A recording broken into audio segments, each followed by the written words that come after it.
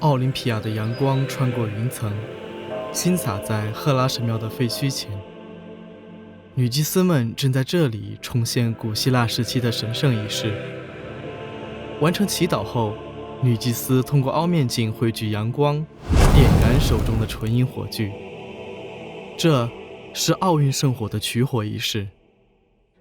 接下来的几个月中，这团纯净的火焰将远涉重洋，传递至本届奥运会的主会场。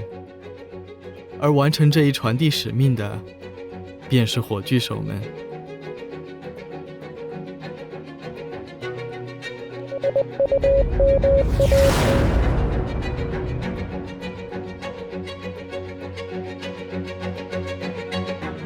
火炬手并非一个固定的职业，他们中有运动员，也有政界精英，有明星艺人，也有你身边的普通百姓。但当他们接过圣火后，便有了火炬手这个共同的身份。每一名火炬手需要以6000米每小时的速度奔跑200至400米，将圣火传递给下一位火炬手。这段距离不算太长，大约是绕着操场奔跑半圈到1圈，所以在本次东京奥运会中，日本境内传递就需要约1万名火炬手完成。这次传递于今年3月25日从福岛出发，经过121天，最终点燃东京国立竞技场的主火炬台，向全世界传达大会召开的信号。以福岛作为起点，对这片10年前遭受天灾，至今仍在重建的地区来说，奥运圣火也是象征复兴与希望的火焰。这时，传递既是过程，也是结果。火是人类最早的工具之一，黑暗的地方就用光去照亮。奔跑是人类最本能的移动方式之一，遥远的地方就奔跑直至抵达。通过奔跑传递圣火，意义就包含让其照耀更多国家和地区，用这充满生命力的行进路线串联不同国籍、肤色、信仰的人们，带去美好的祈愿。有人在饱受战火摧残的土地上，在举起圣火前脱下军服，以表达对和平的呼吁。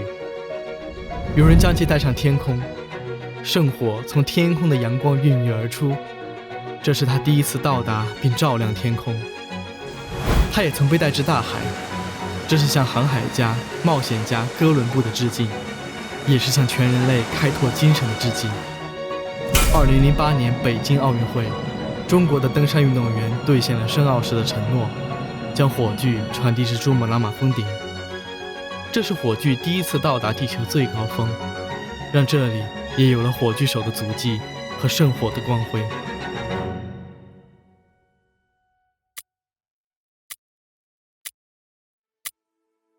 漫长旅程后，圣火会来到此行的终点——举办地主会场。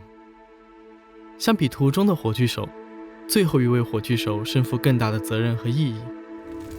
他需要用圣火点燃主火炬台，宣告本届奥运会开幕。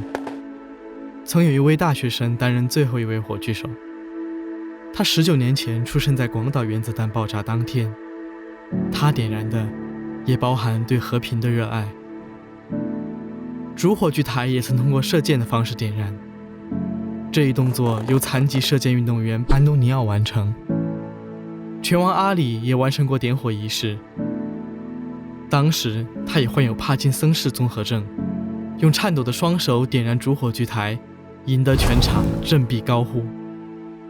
2008年北京奥运会，李宁脚踏祥云画卷，在鸟巢上方凌空奔跑1圈后点燃主火炬。